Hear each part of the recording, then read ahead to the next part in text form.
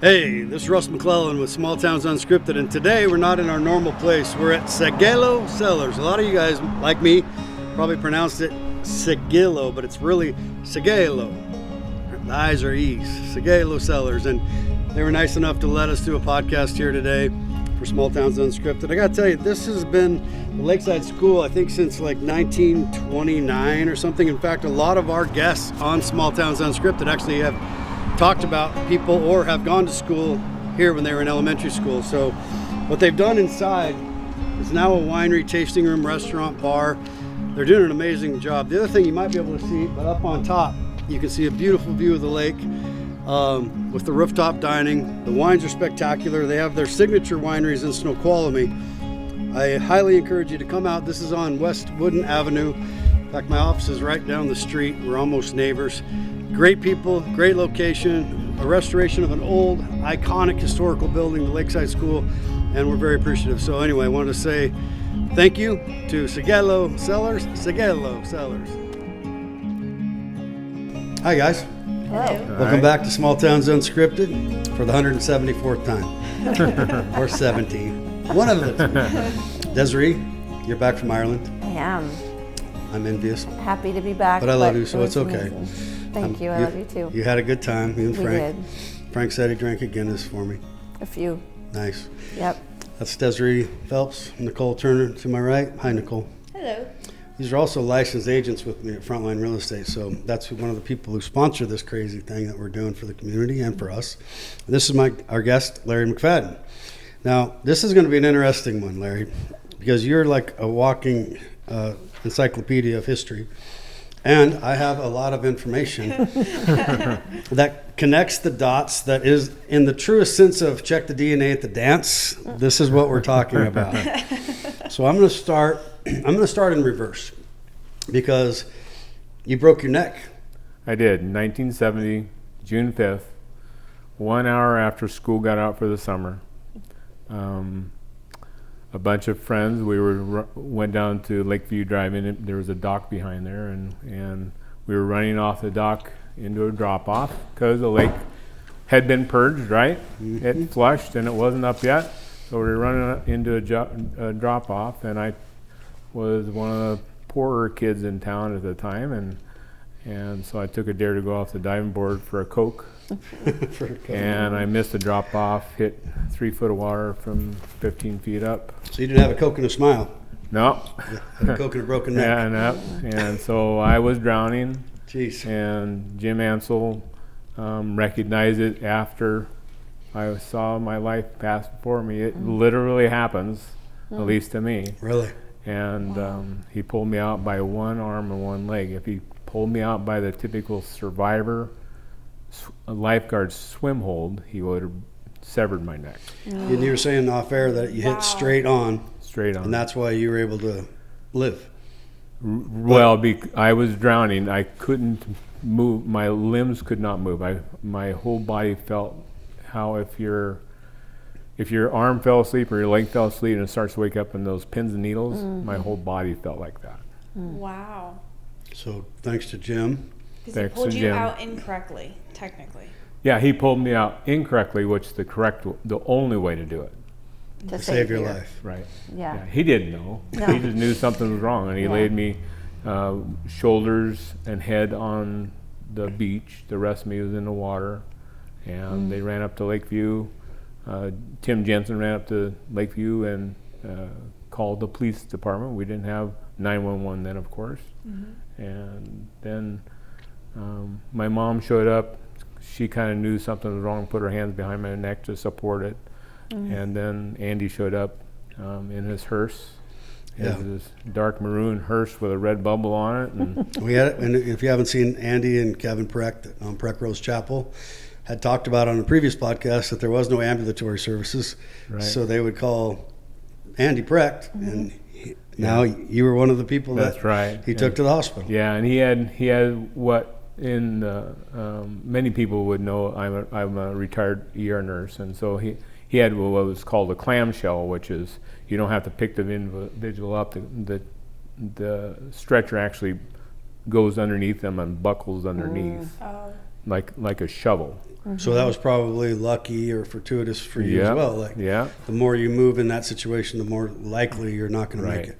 Right. And then, so you ended up eventually in Seattle? In Seattle. So I spent 5 days at Deaconess, the old Deaconess in Wenatchee, and then spent the rest of my time in Seattle at Children's. Spent 54 days there in a circle bed. And it was a bed that they would sandwich me in between two mattresses. They would bolt it down and then flip me like a Ferris wheel so that I wouldn't have bed sores and so I could eat. Wow. Man, so let me put it in perspective. You don't look a day over 40. Yeah. So how old were you when all this happened? 14. You were 14 years old.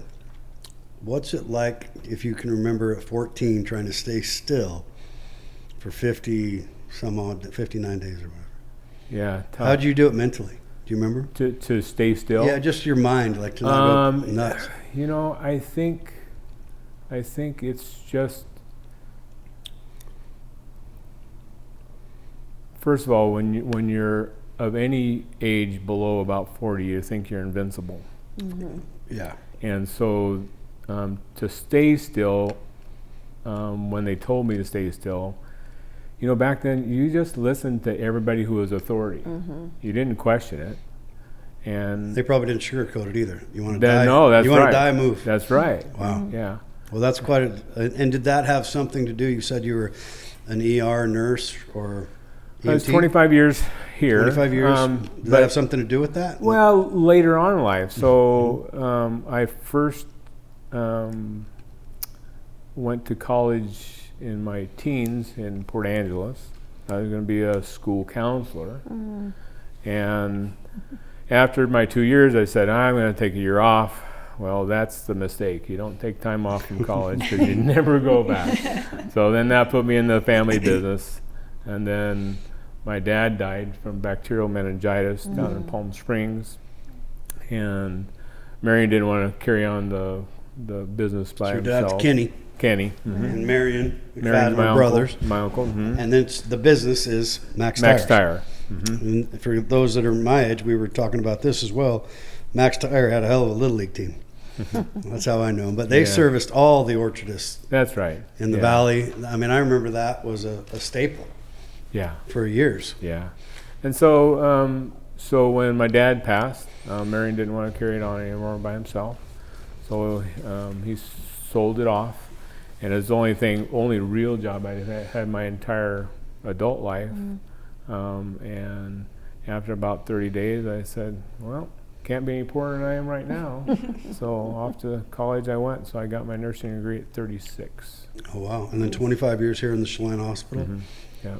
How was that? Like, if you had to look back on that time in your life, and as this town has changed, did you notice things changing? I mean, I'm not even sure what I'm trying to ask you, other than, you know, it's all different now. Well,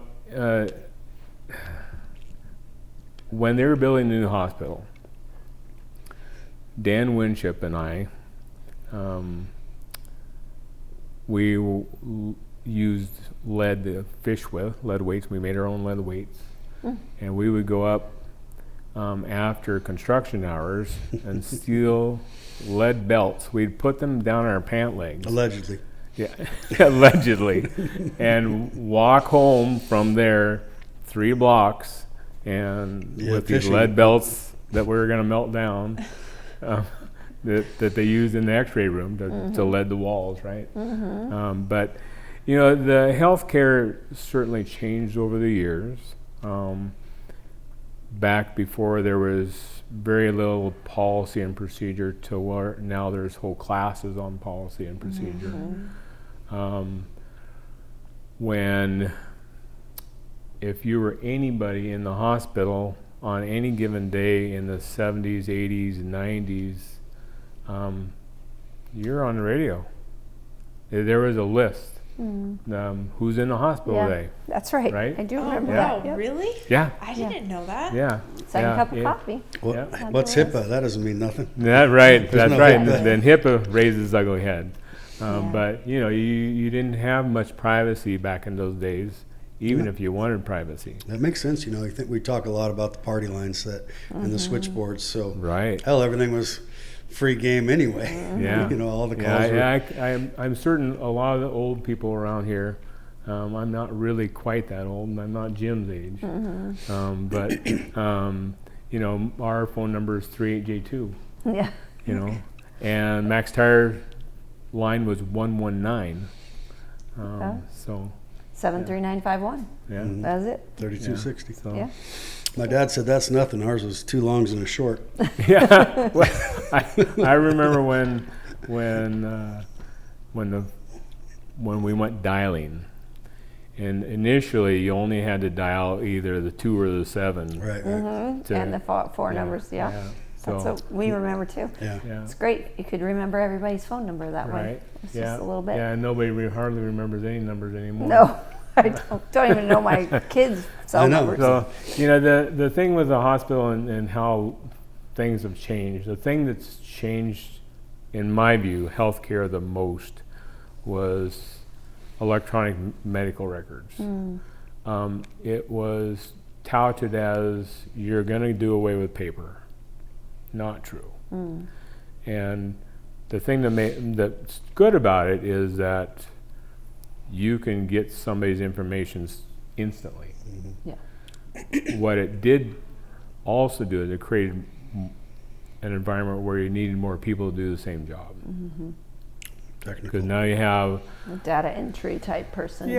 well, no, the nurse does that, Yeah. a data entry person, the CNA, the medical assistant, the doctor, we're all data input, but so you have to take care of a patient and put this stuff in simultaneously, because if you were to go into court of law, if you said you put it in after your shift, that would test your brain power and decide whether or not you could remember anything for any time. So that's why everything was done instantaneously. If I did something, back to my computer.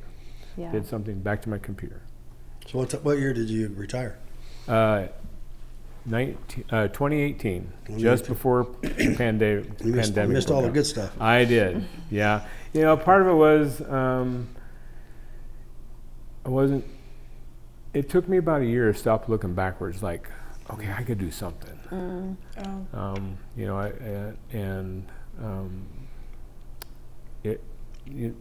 it's hard to take the nurse out of the person. I don't miss, and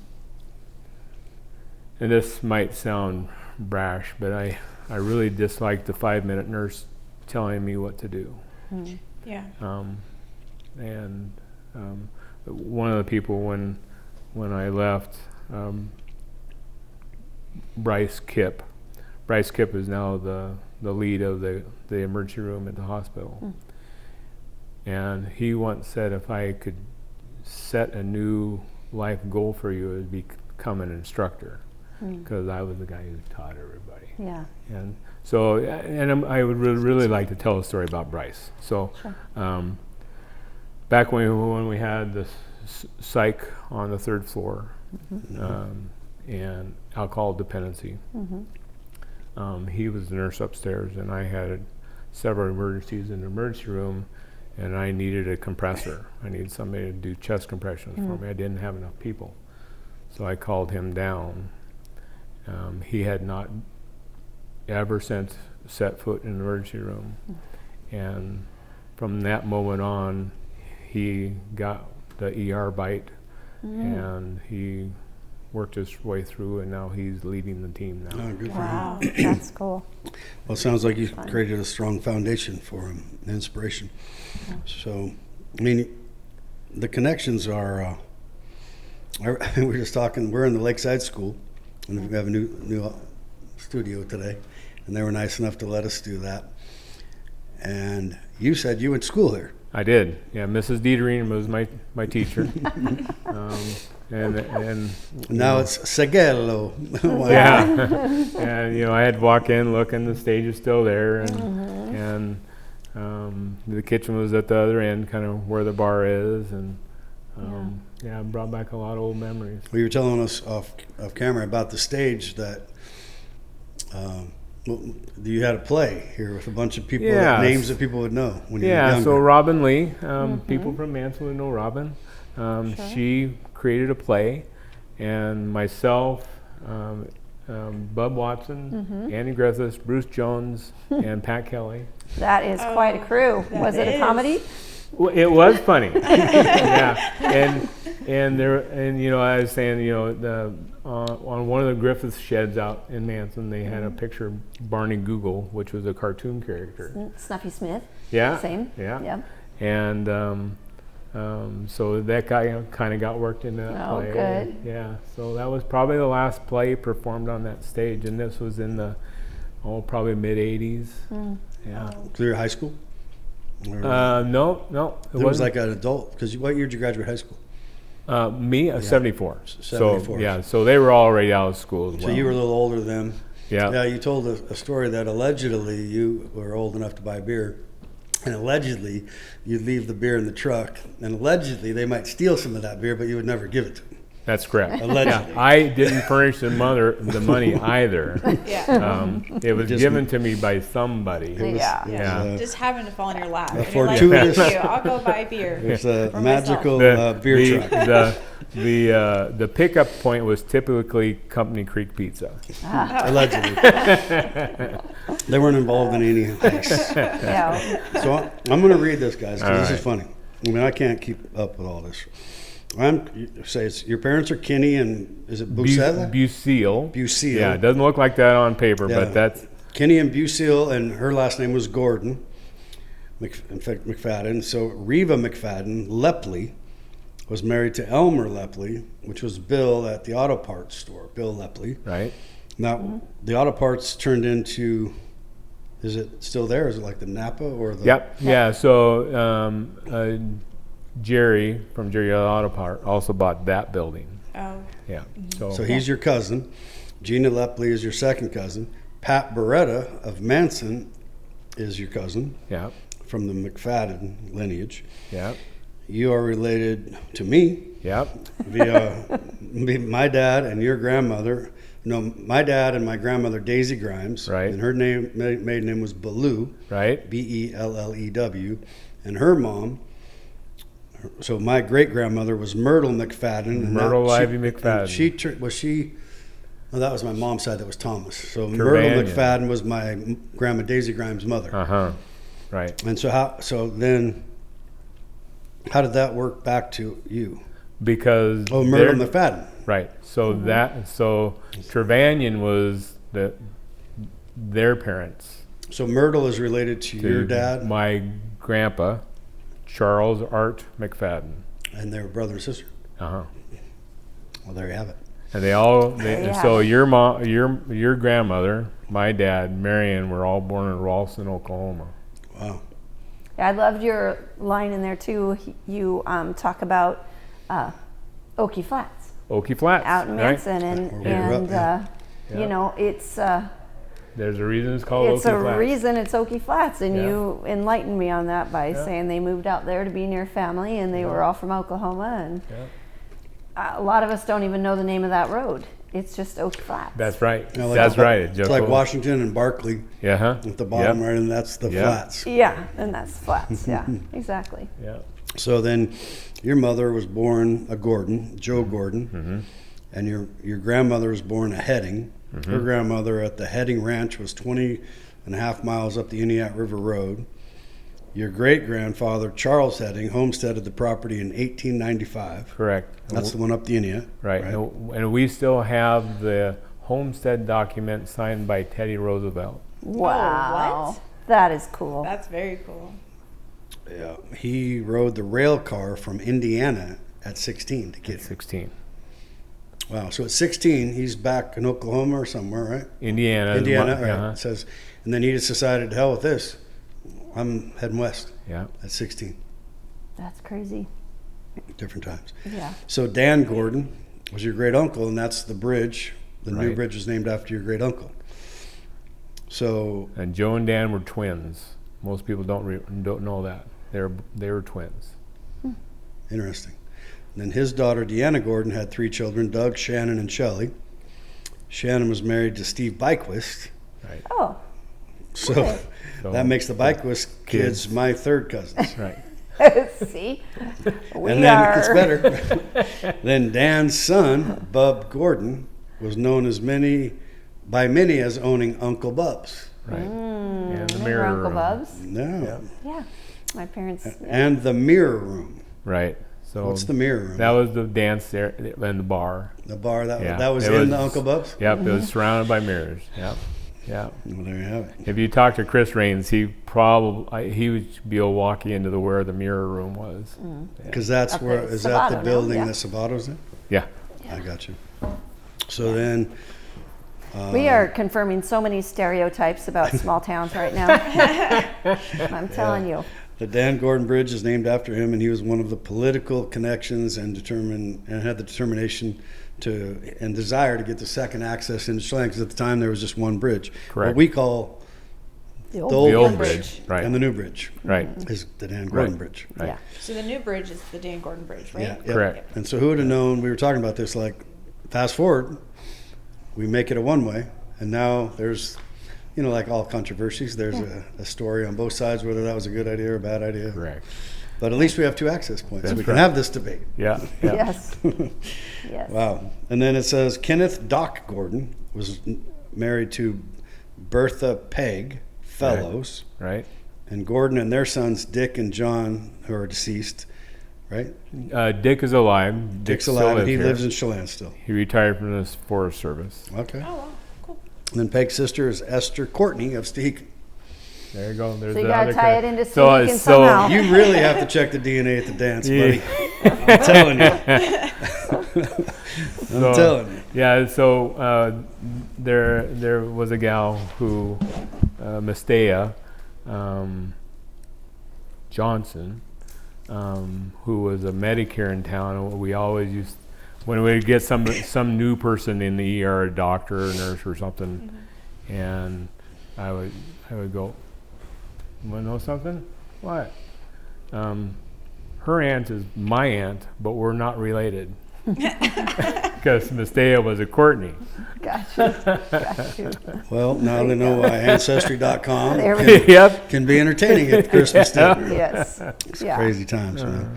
Yeah. Yeah, and then it just, gosh, it's an amazing amount of history. And then your sister, Linda, worked at Safeway for years, and she sadly passed away In 23. 2023. Yeah, she was always super sweet. Yeah. Worked there a long time. Yeah. It's she was a great gal. If you knew Linda for very long, she was a straight shooter. There wasn't any sugarcoating. She'd just tell you, if you were being rude, stop being rude. And She always asked me about mom and dad every time I saw her, and my grandma Daisy. yeah. I often took Reva and Daisy out to lunch at the Apple Cup. Yeah, in their later years. I've told a lot of funny stories on this podcast, but I used to tell her, I go, Grandma, you outlived 3 husbands. You're kind of hard on men. She was like 5'2", maybe 5 feet. She goes, yeah, they just couldn't keep up with me. And I'm like, you're kind of a spitfire, because she lived to be 101. 101, correct. And sharp as a tack up until the end. I remember one time my dad used to visit her a lot when she had this apartment. She used to say, if I was going to live this long, I'd have saved more money. But my dad would go visit her, and she was in love with the Mariners, right? And Brett Boone specifically, the second baseman. She had a love affair on the TV with him. Yeah. And if you missed the Mariner game, boy, we were all in trouble. And one day my dad was late. She had to go to a doctor or something, and he was late getting there. She was probably in her 90s. And she still had her car out front, an old Oldsmobile. And she's like, I'm not waiting for him. So she just, in her mid-90s, hadn't driven for like 10 years, and just got in and started driving. She got in a wreck. And my dad found her, and he goes, okay, you're right, I can't drive. But she never actually had said that. No. She just kind of didn't hadn't do it. But admitted. she had her license. Yeah. Anyway, she was an amazing lady. Yeah. Amazing I lady. always envisaged chatting with Daisy. Well, it's funny about all the people in that generation and our parents and in this community. I found that there was ups and downs for everybody, but there was a common ground that was of respect. Correct. I thought that everybody kind of respected everybody, and I think part of that is because you got called out if you didn't. That's right. You know what I mean? There'd be consequences for saying something that was rude, or you know, like Linda, stop being rude, or else. You know, right? And now I think it's. I find it anyway, and I know everybody has a different experience, but I find the social media kind of turns into a cesspool at times. But in real life, I don't find that. Like, if I don't watch it if I don't pay attention to the debates or the talking heads, the conversations from the bleacher seats and the stabbing, I don't see it every day. Do you guys? No. As much? I find it the same in a lot of ways that it was when we grew up, where there's people are genuinely kind and for the most part just want to have the freedom to do what they want to do. You know, they don't want to bother you and they don't want you bothering me, and respect and be kind and leave it better than you found it. Kind of the rules. Every time I got a new person in the emergency room, one of the things I would ask is, do you like your grandparents? Answer was always yes. Yeah. I said, if you treat everybody like your grandparents, you'll never be in trouble. Treat people like you want to be treated. It's kind of a cliche, but it makes a lot of sense. It sounds easy, but sounds easy. Sometimes. Yeah. Well, we all make mistakes, and one of the things that, and we all change. You know, one of the things about this podcast that's fun is we get to know people instead of them. And that's why I thank you for coming, you know, because, you know, we're related. You just found more family. And it's so true, because I say it almost every podcast, but the goal isn't to, you know, get 1 million followers. It's really just for everybody that's interested, specifically for your sphere, where, hey, Larry was on the podcast, or your kids, grandkids, whoever, forever will have some record of these things that we're talking about. Right. Yeah. And that's really what it's about. And to get to know you. I mean, everybody has something to offer and a story to tell. Absolutely. And Jerry and I were conversing back and forth online, and, you know, one of the things I said was, you know, as we get older, some of those memories start to disappear. And so the younger we can get those people to get those stories, because you know, my siblings are mostly gone, and just the old names are going away. That remembers all that stuff. Yeah, that's true. Yeah, and it is important to share them. It is, because they do give us a sense of where we come from and the people that surround us, and it's just important. Absolutely. So I guess I have a question for you. What, you know, we've had a lot of different times in this valley, from, you know, forest fires to, you know, flash floods, and just lots of different tragedies. Some of them were far-reaching, some were not. And working in the nursing field, what do you remember as kind of one of those moments where you, as a healthcare professional, were like, this is bad, or we need to address this in this way? What was the biggest, like, event in our history that... In the town's history? Yeah, I would say the town's or the valley's history that you felt the most in your field.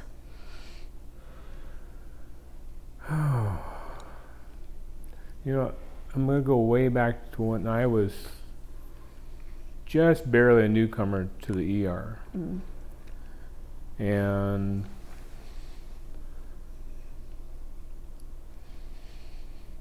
there was the 4th of July weekend, a van with mom, dad, and 3 siblings were down at the old park, on the other side of the river, and they parked and the van rolled in the river, and they pulled all 3 of those children out. And back when the ER the valley wasn't really equipped to handle 3 deaths at the same time, let alone children, and we're working them spontaneously in the ER. None of them survived, but I remember all the people in town who were bringing food to the cafeteria, and is there anything else we can help with? Does the family need a place to stay, and all those kind of things. Because if I remember right, they were not from here. Right, and they were visiting from somewhere. Right, and all 3 of the children had been adopted. Yeah. Oh, wow. I remember that. Yeah, that would have had to been a very, very tough day. Yeah. Must have been tough too, like even though you didn't have HIPAA, you did have like confidentiality, right? And there, being on the 3rd floor, you had the psych unit and the alcohol treatment center, so it must have been interesting trying to help people and seeing the same people come and go, and watching lives disintegrate or get better. Yeah, and it happened in the evening, so to get, there was back then there was PAs in the ER, and we had a doc on call, so that's only 2 providers to lead the teams. We needed a 3rd one, and somebody else stepped up, and that's what you do when times are tough. Everybody steps up and takes a role. Yeah. I had forgotten that story actually, so thanks for that reminder. Yeah, well, it's been children involved. I bet it would be the hardest. Yeah. I mean, it's hard to even comprehend. Yeah, I've taken care of a lot of people I grew up with. One of the, I won't use names because of HIPAA. Yeah. But this gentleman who might have been known as the ice cream man in town, he came in, he was down past the falls in a Quonset hut, and trying to get a 2-ton truck started, he and a fella, and there's no cell service down there. Pouring gas down the carburetor, and it backfired. And he came in with nothing but skin hanging off. Yeah, dangerous. Yeah. Well, you have a heart of, to be in that field. You have to have a compassionate. And the sacrifice. You gotta takes a toll on you. I'm sure. Absolutely. Yeah, and you see things that you can't unsee. That's right. Yep. Yeah. And you learn that you do the best you can. It doesn't matter what field you're in. Yeah. You always do the best you can, and support those that you can. And I was just talking to a friend of mine who's a retired cop, and he's dealing with a lot of PTSD. I'm sure that happens to you too. I mean, people always think of it just as veterans, but it's really in everyday life. You can be in a car crash and end up with PTSD. It could be anything. I was picked on in 8th grade by a girl. That was sucked. And only because I feel the need to say this. So, when Steve Michaels was still on radio, my son was in Iraq at the time. Oh yeah. And I had just got off the phone with my son by satellite phone, and I said, "Call Cozy." Yeah. That's awesome. And so Steve got to interview my son Kevin in Iraq. That's cool. While he was literally stationed in Iraq. Yeah, they just had a death in his unit. Wow. Near death of my son. Yeah. So he was able to talk about all that stuff. Wow. Yeah, and I had that on tape, and I put it, digitized it, and all that sort of good stuff. for you. Yeah, it makes so it never goes away. Yeah. There's so many of those kind of heroes that are just go unnamed. That's right. I had 2 nephews that were served both in Iraq, and my son was in the Marines. And they do their time and then often forgot. And they should be remembered. And thank your son for his service. I mean, that's just it's cool. Definitely. And your dad, it looks like your dad was in the Navy too, right? He was. Yeah. Yep. So it says your dad graduated from Manson High School in 1942 and entered the Navy, serving in the Pacific Fleet. That would have been right in World War II. Pearl Harbor was up 41. Wow. I was right in the thick of it. Wow. Yeah, I'm sure. And the Pacific, that was Yeah. That He was was on a supply Yes. ship. He was in the water outside of Iwo Jima when all that was going on. Talked about the kamikaze planes and all that sort of stuff. Wow, I'm sure he had a lot of stories. Yeah. So Probably a lot that he didn't like to talk about. yeah. Yeah. Well, and it's funny because it's like You hear a lot, I mean, this is my take personally. You hear a lot of people bitching about what's going on, no matter what, no matter Yeah. who's administration, what political. Yeah. But it's thanks to guys like your dad, And your son. we can have these problems, That's right. you know, where That's right. most countries don't get to have these problems that we get to have, and this Yeah, that's debate that right. we get to have. So, I often say we're all here because there's been 1,000 miracles before us. that's Yeah. great. That's a great statement. Yeah, that's very true. Yeah. So you have one son. Do you have more? I have two you sons. You have two sons. Yeah. And So- what do they do? They're both teachers. Oh. Kevin, the veteran, he's a physical ed health teacher in Grandview, lives in Kent in Richland. My oldest son, Curtis, is the only student from Steve Sturts that went into teaching music. Oh, wow. And so he teaches choir in Pasco. Oh, Well, they're both If the you know choices Steve then. Sturts, you got to give him some pressure because he's a little reluctant to get Oh, on. yeah? So you Ah. have to have your son call. Yeah. Maybe Okay. your son could come on with him. Yeah, that'd be fun. That I've had a would be lot of great. requests for Steve Sturts to get. I know. I know. He's Yeah, Stephanie's working on it. I should. I don't know what I would, how you'd use it, but I have a DVD of I did the sign, Mr. Sturts' opus. I don't know if you know, but he had a birthday. I want to say it was his 65th birthday or something. But Tammy Lopushinsky, who was an elementary school teacher at the time, my brother Roy and Roy Dragoo, who were both students of Steve's, got to everybody together, and we had, I'm going to get the number wrong, but we probably had 125 previous students, oh, that's wonderful. and he didn't know any of this was going on. Kathy kept it a secret. His wife. And we spent the whole day in the community gym practicing a medley, and we had bleachers and the whole bit. And so when he came in, we did this performance for him. And you got that on a DVD? I do. That's Oh, awesome. that's Cool. Yeah, really neat. I do. We got to work on those B-rolls.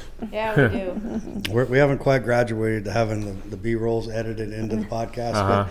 But maybe- something like that needs to be like sent to us, and we need to like figure out how to insert Yeah. it, because that would be really cool. Yeah, we have a plan to go back in time Yeah.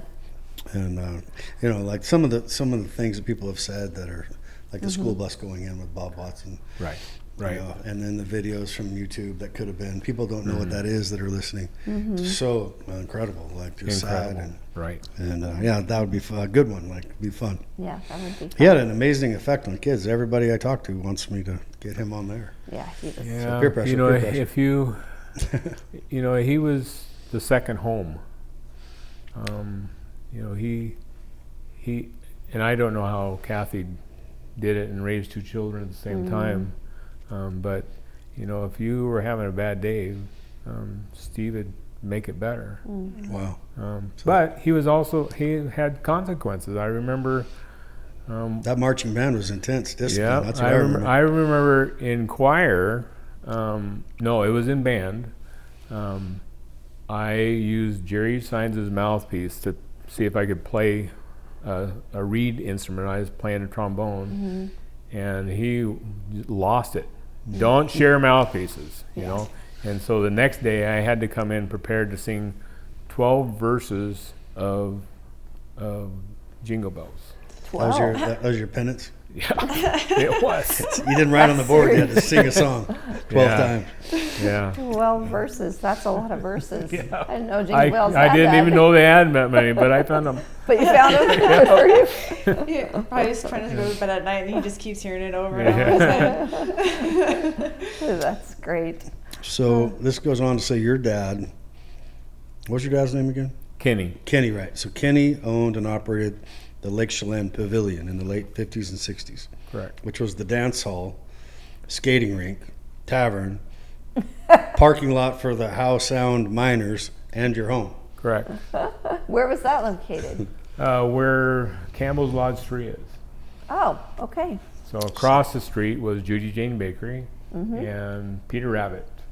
So Peter Safeway Rabbit. didn't exist then. Let me But say this Safeway again. bought out Peter Rabbit. So your dad owned and operated the Lake Chelan Pavilion in the late 50s and 60s, which was the dance hall, the skating rink, a tavern, a parking lot for house-sound miners, and your home. Who did we have on that was talking about the dance hall right there? Well, my dad and his boys used to get in fights at a dance hall every weekend. Was that it? Yeah, The Lake Chelan that's- Pavilion? yeah. Because they said it was like by Safeway. but Yeah. Is it Yep, probably that's the one. Because I think Richard Yulhorn was talking about it too, wasn't he?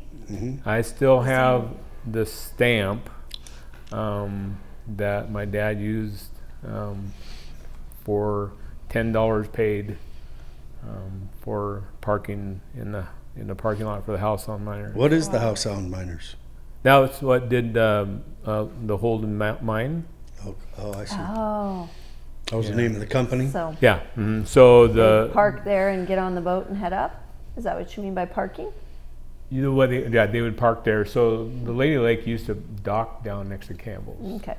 and same with the Speedway. Was this by Cannons? Yeah. So Cannons would be up lake from that. Right, so then that now it's Campbell's, but Right. it was Lakeview, Cannons, then the Lake Chelan Pavilion, Yeah. and then Campbell's. Right. Yeah. And so there used to be actually a city street run down between where the cabins were and Lodge 3 were.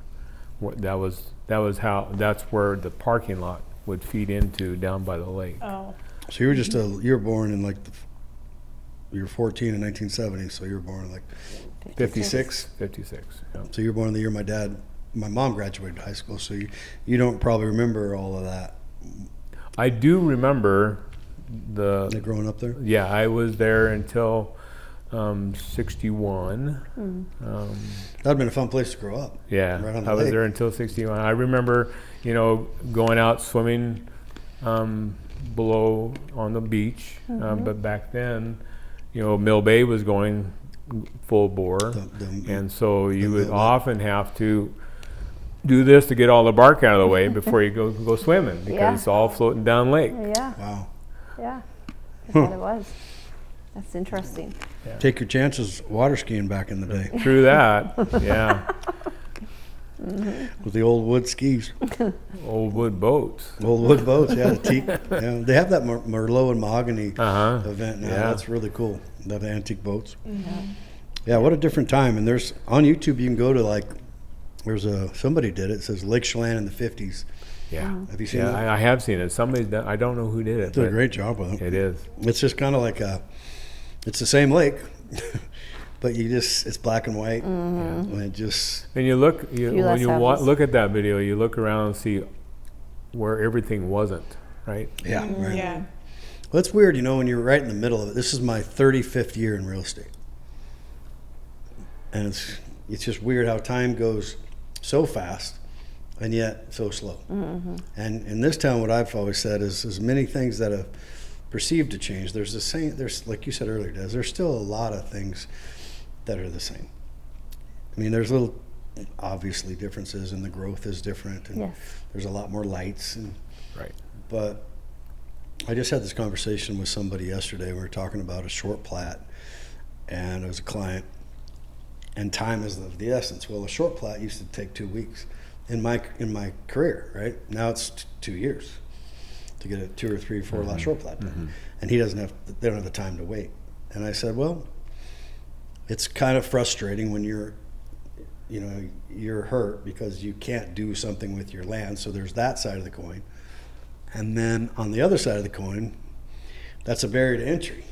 So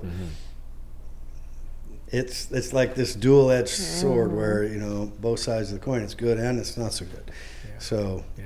I go, you got to take the good with the bad, because if it was real easy, we'd have a lot more growth. We'd probably have we'd have more affordability maybe. I mean, there's all these little nuanced arguments, and depending on what you know and where you're from, and your history, you got a different opinion. Yeah.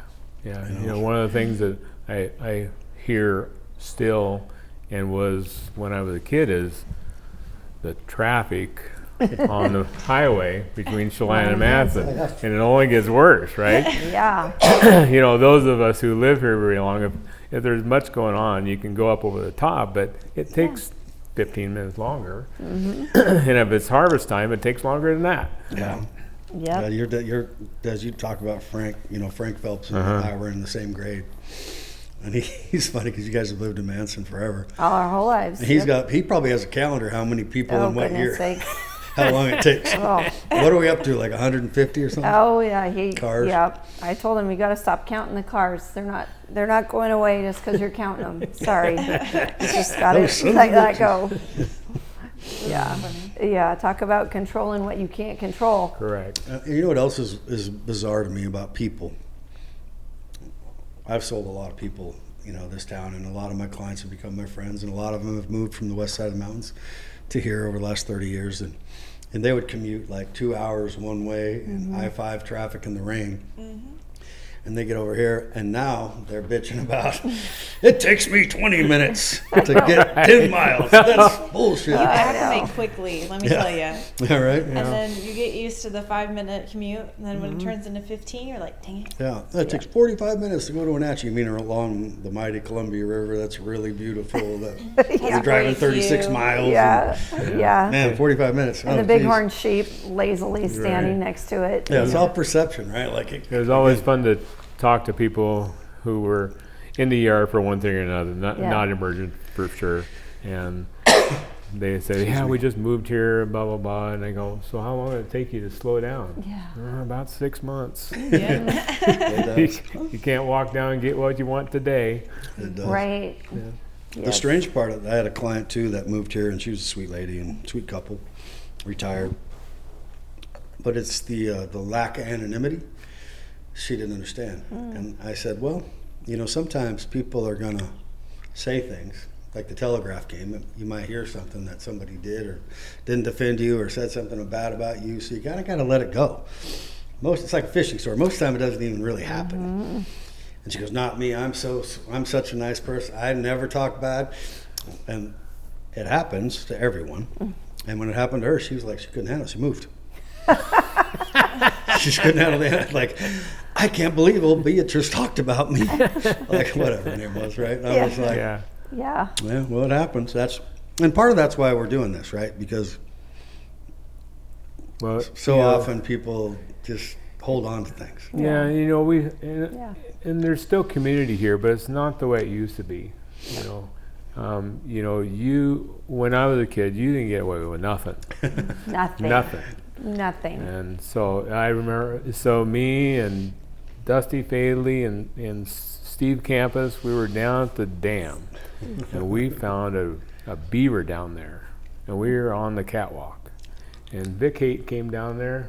He was one of the local county mounties at the time, local cop, and he grabbed us and he hauled us to each one of our mothers. Way worse than going to jail. Way worse than going to jail. We had Marion Peebles on, and he talked about how many people he took home.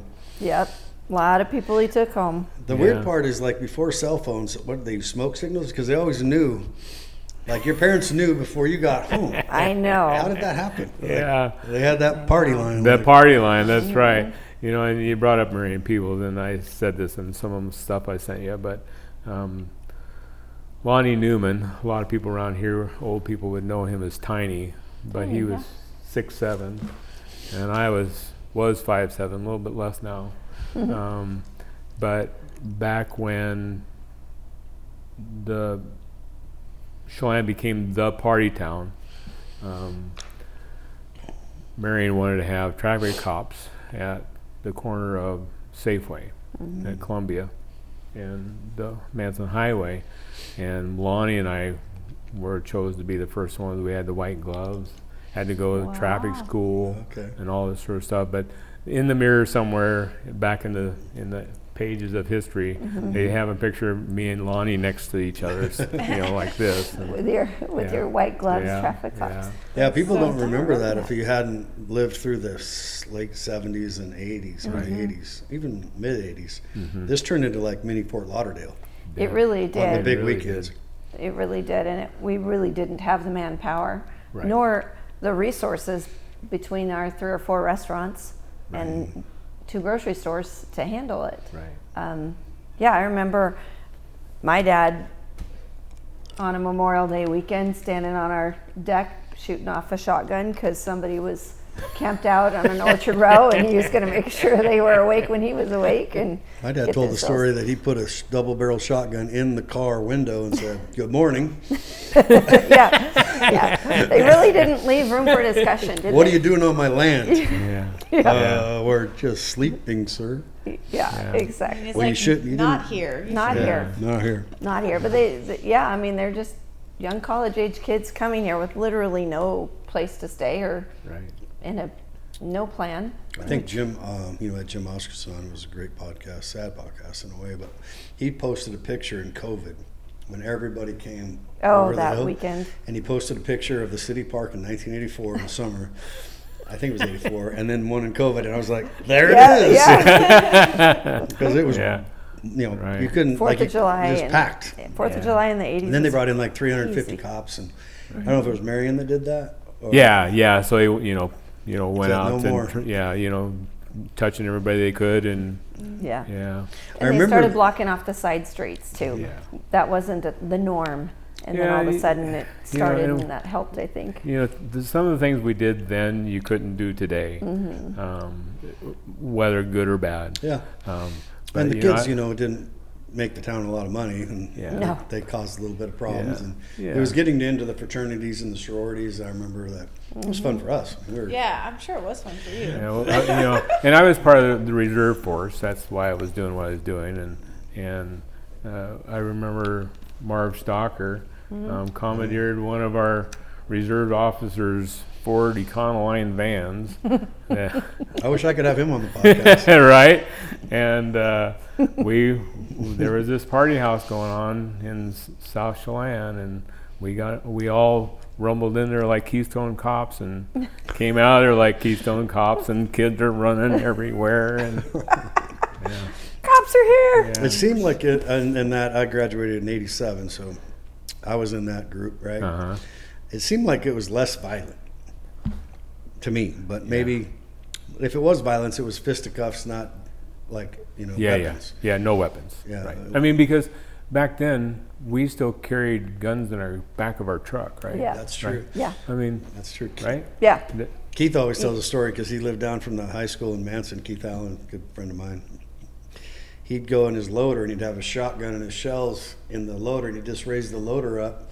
And then after school, he'd drive his tractor from his house to school, park his tractor with the shotgun, and then he'd go bird hunting after school because it was halfway to where he Yeah. bird hunted. Yeah. Yeah. So he'd drive his tractor to bird hunting. I'm like, yeah, that'd probably get you in trouble today. Probably would. Probably Yeah. would. So I don't know. Sure. It's funny that Sure. we did those things. I often wonder, like every generation, I walked uphill both ways in 3 feet of snow to school, Right. and some of that's probably true. But every generation has a different perception. I wonder what now, 20 years from now, like you guys did, what? Like, I wonder what it is, Yeah. because you're in the middle of it, you don't realize it. Right. And maybe this podcast and these stories will help kind of cement some of that. Yeah, and I just visited my kids down in Tri-Cities, and my granddaughter wanted to see some video on my phone, and I go, "You mean my TV?" She goes, "No, your phone." I said, "Well, let me." So I gave her the history of television and what a little television would have looked like when I was your age, this big with a little tiny screen on it. And You're so, right. Yeah, That's for true. sure. And weigh like 5,000 pounds. Yeah. I had one of the first digital TVs when I had the office that I bought from Bernice McCulley Uh-huh. next to Swim World. Nice gal. Yeah, she's an amazing, beautiful person and mentor. But I had the first one where I had a 15-point connection to a computer. So we had the ability to do digital slides on a big TV. Wow. I think I spent $3,500 for this RCA, Oh my gosh. like 36-inch TV Uh-huh. that literally weighed like 600 pounds. Yeah. And I put it into the window and hooked it up to a desktop computer, and that was like, and at the same time, I remember we had one Sony camera that had a 3.5-inch floppy that went in the back of the camera, digital camera that held 10 pictures. Yeah. And then the agents would fight because it was like $1,500 for that thing, and we had to share it. So we were all so busy, and there'd be arguments. You didn't bring the camera back. That you should be fined, and you should pay me some money. Like, Funny. they didn't, I don't know where it is. I had it over the weekend. Sorry. Right. But just think about it now. Like, that's just in this 30 years, right? Like, Yeah. Not less than 30 years, I'm sure. But Yeah, it's incredible. And the sad thing is, you keep those damn TVs. I paid $3,500 for that. I'm not getting rid of it. Yeah. Well, I packed it around. can't even use it anymore. Had to Finally literally threw it away. give it away. Yeah. No, Boat anchor. Yeah. What are some of the other memories you have growing up that Well, when you were in high school? I will be amiss if I don't say this, is my lineage came to town, drove into Manson the afternoon of May 24th, 1934. And they came across, and many people don't know this, the first bridge across the Columbia is a pipe bridge in Wenatchee. And they came across that bridge, and they had to drive their model whatever backwards up Knapp's Hill because the fuel pumps were gravity fed. They weren't mechanical. Interesting. He'd run out of gas. So Interesting. they go up backwards. Yeah. And so that old road is still visible, but you have to get out of your car and look down the ravine because it does all these switchbacks off of Stamen Flats. Oh, yeah. Yeah, well, my parents ended up with a place at the end of Stamen Flats, and that road came into it. Yeah. Right above it. Yeah. So one of these, it says you were a Boy Scout, I was. Troop 85 with Buddy Wasson, Rudy Mayer, and as Scoutmasters. Did you happen to see the Bub Watson episode? I did. Because was it them they were talking about fighting fires as boy, or no, that was Otto Ross. Otto Ross. Otto Ross was a Boy Scout leader, and they fought fire as Boy Scouts. Yeah. What was that like? Well, it was a great time. So, it was Troop 85, Troop 12, and Troop 53. Those are the three troops in town. 3 troops. That's great. Yeah. Don Morris had the largest troop. Looking back today, would say he had more of the troubled kids who needed a firm hand, and a lot of folks might remember Don as the apple man. He'd take apples to all the baseball games that were going on at the community field. And so Don Morris City Park? Yep, Don Morris. Yep, same Don guy. Morris. Yep. And he would hand out apples to kids. He'd say, "Hey, you want an apple?" And he'd go, "Come on back here to my truck." Yeah. And Don next across the street from his house, and I can't remember the address, but it would be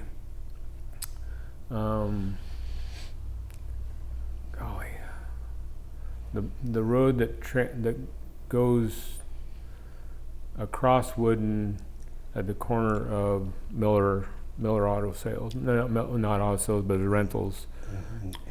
Up there. Yeah, so that he had a 3-story house there. He was always single, but across the street where the Wars put a double wide on, that used to be Don Morris Park, and he had the park simply for kids in that neighborhood to have someplace to go other than the school grounds to play ball. Like a little teen center of some kind. There's a hoop and merry-go-round. Wow. But my memories are what we call camporees up at Antelope Lake. It was a big to-do. And who could start a fire with one match. And they would put 3 strings of lions out, and have 5 or 6 people building a campfire, and you had the ability to get your starter wood started ready, but they had 3 different strings above the fire lines, and whoever built the fire the tallest, the fastest, and burnt the top one got some prize, whatever that was, something that Very cool. nobody else was going to get. And when we learned how to make monkey bridges, nobody knows what a monkey bridge anymore. But so when I wasn't Boy Scout. I didn't make it that far. I was a Cub Scout. I think they had the Derby. Were you involved Pinewood? in the boxcar Pinewood Derby? Derby. Mhm. Pinewood Derby? Yeah, absolutely. My dad took that seriously. So did I. So did I. Yeah. Yeah. When my kids got into it, I got crocus cloth. You know, the holes in the pine weren't drilled straight, so I drilled my own holes. Yeah, we put lead in them and stuff. That too. But I would take crocus cloth and shine up the axles, and then Yeah, there's a whole science behind this. then I would magnetize it, and then use graphite dust. No wonder I lost. Yeah, it was a big Oh, deal. yeah, you had no It was a chance. big Now deal. you're- My Now dad you're probably really we built moving. like 20 of those damn things, and we finally had one that was like very aerodynamic. He took it more seriously, and I think the parents did. Yeah. That was a lot the of thing. dads got involved in the Yeah, they're Pinewood. like, Yeah. get out of the way, kid. Yeah. You know. Let me show you how to and, do this. And Buddy took us on a 50-mile hike up to Stehekin. Wow. You know, that kind of stuff. Couple Here's a, days on the trail. Yeah. That's well, really here's a story that's funny. I think some people might not think it's funny. So you had a memorable moment when you and Morgan Picton decided to create a haunted house. Oh, I want all the details. Out of an old derelict house, right? So it says we had a haunted house, an old derelict house, which was next to the Chelan mirror, and then you and Morgan thought it'd be a great idea to go get real animal blood from the Safeway butcher shop and try to scare kids with real blood. So the Lake Chelan JC's doesn't exist anymore. We had a clubhouse up behind the Apple Inn, up on the hill behind there, and you know, obviously people know Morgan. If you became a senator in the JC organization, you had a lifetime membership. We had 2 of those in the valley. Wow. Norm Kuntz and Lamar were both senators. wow. Ed Lamar. Ed Lamar, yeah, and so they were lifelong JCs. But the you know, every community organization needs a fundraiser, and so we had this haunted house. It was an old derelict house that over time people thought they were going to save forever and blah blah blah. But we, you know, everybody got their own room.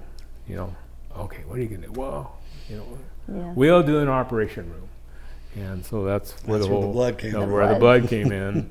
And It says it didn't smell too good. no, the you know, it was great the first night, but it was a 2-nighter, right? And you know, you know that the Octobers around here can be fairly warm in the daytime, and so by that next evening, it was pretty rank in that room. Yeah, there Very was a lot of reality now. Very realistic. Yeah, yeah, Oh. yeah. We knew I bet that the we kids could never scurried do right that through again. Yeah, my stomach's just turning, just thinking. 'Cause it's Yeah. like bringing back rotten food in your fridge. Like, you know. I'm curious about the conversation with the butcher about Yeah, give could we us just any have some extra blood, blood? please? I don't think anybody gave it much thought. Yeah. That's normal.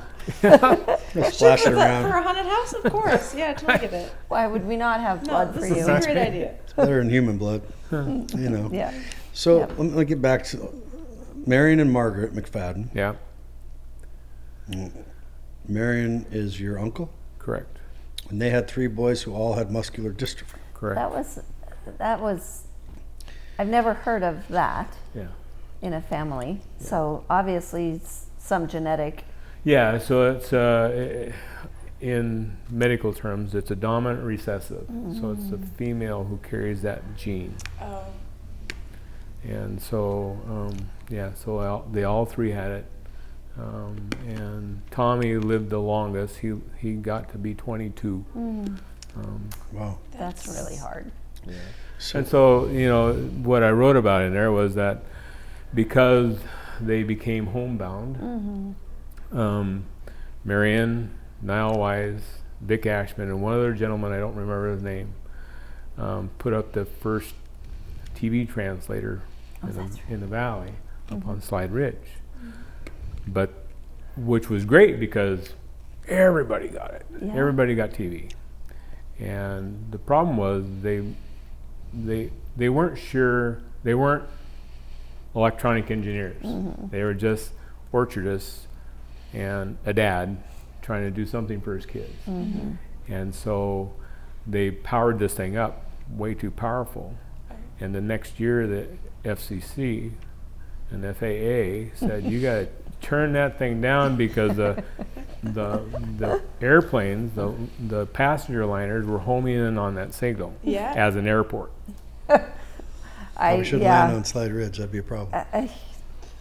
That'd be a problem. Yeah. Be a problem. So many parts of that story are so cool because, number one, 3 guys finding a solution to a problem in a small town is always got a good story attached to it, and that one does. But also, Russ and I constantly tell our kids, oh yeah, there were 4 channels. You know, one of them was PBS, and if you didn't get it in good, then you might have to be the one holding the rabbit ears during the World Series so that your dad could get a little better picture. But it was we all knew it came right off Slide Ridge, and you could see that big dish from your backyard, and I had no idea that was put up there by 3 guys. Yeah, and Marion was also the first Outlook at the Chelan Butte Outlook. Oh. And he's a busy guy. He is a busy guy. He said he purchased from Harlan Ferris, which was Max Tire was tire, auto, farm service industry, as well as tire retreading business. Purchased from Harlan Ferris, which at the time had electric tire molds. Marion converted it to steam. We had a 25-horse boiler that created steam pressure of 150 pounds and 300 degrees, which in the 80s, it was discovered that it could cook a 40-pound copper vessel of butter clams in 6 minutes. I say this because, this is you talking, right? I say this because the retread plant was shut down 2 days before the legendary Lions Club clam feed, so we could clean the retreading area where the clams would be cooked with lots of soap and water and steam. Yeah. So you had a tire machine. They got 300 degrees. You'd clean it, so then you'd have the legendary Lions Club clam feed. Yeah, so our retread shop was twice the length of this room, and probably a third wider. Wow. We could put out 4 semi-truck tires and 14 passenger tires an hour. Wow. With that boiler. When did Max Tire, was it bought by Les Schwab? Or? No. That's when Marion decided he didn't want it, and he sold it to Leo Miller. Okay. Oh. Yeah. Because I remember, this might be a little off topic because that's a better story, but when we started replanting our orchards, it must have been in the early 2000s. So, but we all had winter bananas for cross-pollinizers back then, and Goldens and Reds would cross-pollinate. Right. We all started planting newer varieties like Galas and Fujis and Grannies and so on. Well, Manchurian crab apples were a great cross-pollinizers and snowdrifts, but I think it was the Manchurians that had the spikes.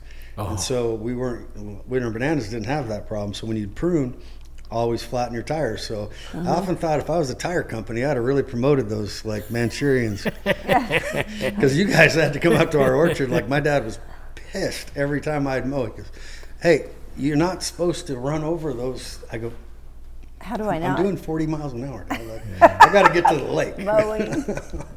Mowing at Mach 6. Yeah. And then I'd end up with a flat tire every time. So the Lions Club would buy a ton of clams, butter clams, and they'd bring them over same day, and they would they had these copper vessels, tubs if you will, with a lid, and they created the gun, and the gun had a long metal snout on it, and they would shove it down in there, and they would put the butter and all the seasoning on top of the clams and open this gun up. They cook 40 pounds in 6 minutes. That's amazing. And so they would have radios, and they would call down.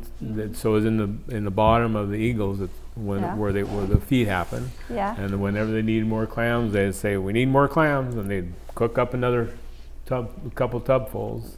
6 minutes later, they'd Yeah. all be there. Yeah, and they I mean, truck them Again, down. Ingenuity, man. Yeah. So creative. So Marion donated all the time, all the equipment, Yeah. all the fuel for the boiler to life. So there's a guy who has 3 kids, muscular dystrophy. He's donating all the time, all the equipment. He's obviously Max Tire Little League. He's sponsoring everything. Sounds like, I wish I would have known him better. Sounds like an amazing, your good dad guy. and Marion both. You know, the you know, what both Marion and my dad taught me is that it doesn't matter your background. Everybody puts their pants on the same, one leg at a time, and nobody's better than anybody else. My dad was the first guy who got a Hispanic gentleman as an Eagle member. Because back then it was an all-white organization, and it was tough. And because of my dad standing in the community, he was able to do that. Oh, cool. That is cool. Yeah. Yeah, that's very cool. Yeah. Yeah, you know, Russ and I have talked about this before, and these stories that you're telling just, to me, are the definition of this, that there's the generation between your parents and us went through some pretty tough things to where I think they appreciated just the ability to be together. Yeah. And if that's a clam feed, great. If that's us hiking to the butte, that's great. They didn't need anything special. They didn't need they just knew that being together was a pretty cool gift because they had gone through parts of their lives where they couldn't gather together. We often had, you know, family reunions almost every year. The Gordons, we still have a reunion every year. Part of them live on the west side, part of them live here, and so we swap every other year. And so this year it's going to be back at Shannon's. Yeah. And so Nice. yeah, so you know, and you know, my children aren't as involved because you can pick up a phone and FaceTime anybody, right? Yeah. And so, and that's a cool thing. You know, you don't have to be here to have Right. a conversation face to face. But there is something about being physically in the place with those people you're talking to. Yeah. Slowing down just a little bit, Yep, Yeah. The which community. is hard. I mean, it's hard to slow down. it is. It is. You have to be intentional about slowing down. Yeah, and at my age, you have to be intentional about staying busy because it's easy to sit back and channel surf, Right. but Find I things to be involved really with. try not to do that. Yeah, you're busy watching our podcast, and then you got to get out of the house. Well, so the best part is, so my wife Becky, she enjoys watching movies and all that sort of thing, and she's gonna watch this and she's gonna find out if she probably already knows, but you know, often I will be watching podcasts or I'll be watching a football game on my phone. My hearing aids are Bluetooth. And so, you know, I can, when she laughs, I'll laugh, ha ha, you know, but. But what's going in your ear That's really right, isn't what right, you're Like a seeing or CIA listening agent to. in the past, right? You've got your workaround Yeah. in place. Mission don't you? Impossible on the couch there. Even Tom Cruise. Yeah, That's Well, great. you know, you've got the McFadden crest on your shirt I do. from Scotland. So years and years ago, 20 plus, discovered the Skagit Valley, not Skagit Valley, Seattle Highland Games Association. They put on Scottish Highland Games at Enumclaw last full weekend of July every year, and we attended it and got very involved with our heritage. And not all clans have a crest because as clans got smaller and or larger, they couldn't protect themselves anymore, and so they lost their own identity, so they were picked up by another clan. We actually, the McFaddens are the first sept, which means first family, of Clan McLean of Lochbuie. And so we were able to hold on to our crests we also, my brother and I, we wanted a kilt. And they don't keep a McFadden tartan on the shelf. So we sent our wishes to a fabricator in Scotland, and they wove enough fabric for us to make 4 kilts and 1 skirt. Oh, that's great. Wow. That's great. So Good for you. every year, I of course, if this had been on April 6th, I would have worn my tartan because it's National Tartan Day. Damn it. Darn it, we missed it. But of course, on St. Patrick's Day I wear it, Yeah. and McFaddens are both Scottish and Irish. County Argyll in Scotland, County Donegal in Ireland. I Did you gotcha. take part in the Top Dog Parade with Pat Kelly? I have in the past. I haven't recently. You got to get back in the game, buddy. Yeah. Did you ever do like an ancestry to find out even more history, like back on McFaddens? Yeah, I'm as Caucasian as they come. So yeah, so I have gotten across the pond to Scotland, but once you get there, then you have to start being able to get into the Catholic churches because they're the record keepers. Yes. Oh, okay. So my stepson, I was able to find his lineage back to 1079 Wow. because of the Catholic Church. Wow. Yeah. Interesting. Yeah, I've looked into it a little bit, but it's hard to know what's real and not real. That's right. Like the crests, and everybody's selling somebody something online. Yeah. Yeah. I haven't gone back, but I know the McClellan and McClellan That's right. were kind of the same. Well, so they as they came across the pond, they tried to become Americanized, and they started dropping the Mac to the Mick. McFadden was originally McFadden. It has a DZEAN.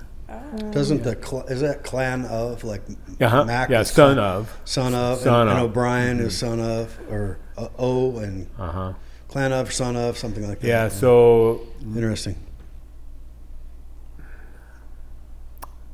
when I sign my name often, I put 2 lines under the C. One line says I was kicked out of Scotland, one line says I was kicked out of Ireland. Whether it was political beliefs or religious beliefs, we weren't welcome. Wow. So that's what the 2 lines mean. And I only say that because that's what my grandfather told me they'd meant. Whether that's true, I don't know. But that's the story I tell. And you're keeping it going. Enough Yeah. Scottish whiskey, everything is true. Yeah. Well, you've been, a service to this town. We've been talking like an hour and a half almost, and we're related. 25 years as an ER nurse. That's amazing. The amount of information that you brought to everybody that's going to watch this podcast, I think, was incredibly valuable for years to come. And I wanted to thank you, Larry, for doing that.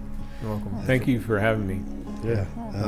Hope people get enjoyment out And of the it. next time you're trying to, act like you're watching your wife's TV, you can be watching our podcast. Why not? Yes. All right. Well, This thanks has for been Thanks. super, for another super fun. good time, guys. Yeah. Thank Signing you. Thank off. you.